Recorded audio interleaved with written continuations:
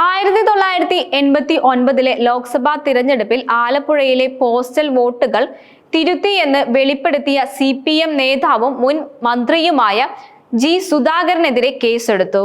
സുധാകരനെതിരെ നടപടിയെടുക്കാൻ സംസ്ഥാന മുഖ്യ തിരഞ്ഞെടുപ്പ് കമ്മീഷണർ ഡോക്ടർ രത്തനെ ആണ് ജില്ലാ തിരഞ്ഞെടുപ്പ് ഓഫീസർ കൂടിയായ ജില്ലാ കളക്ടറോട് നിർദ്ദേശിച്ചത്. ഗുരുതര നിയമ ലംഘനമായതിനാൽ FIR ഇട്ട് കേസെടുക്കാനാണ് പറഞ്ഞിരിക്കുന്നത്.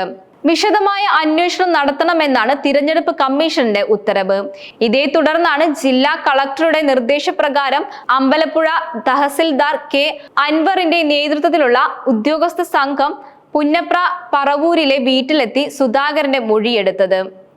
ഇന്നലെ ഉച്ചയ്ക്ക് 2:30 തുടങ്ങിയ മൊഴിയെടുപ്പ് 40 മിനിറ്റോളം നീണ്ടു. മൊഴിയെടുപ്പ് പൂർത്തിയാക്കിയെങ്കിലും വിശദ റിപ്പോർട്ട് കളക്ടർക്ക് നൽകുകയും ചെയ്തിട്ടുണ്ട്. അതേസമയം എല്ലാ ഉദ്യോഗസ്ഥരോടും പറഞ്ഞിട്ടുണ്ട് എന്നാണ് ജി സുധാകരന്റെ പ്രതികരണം.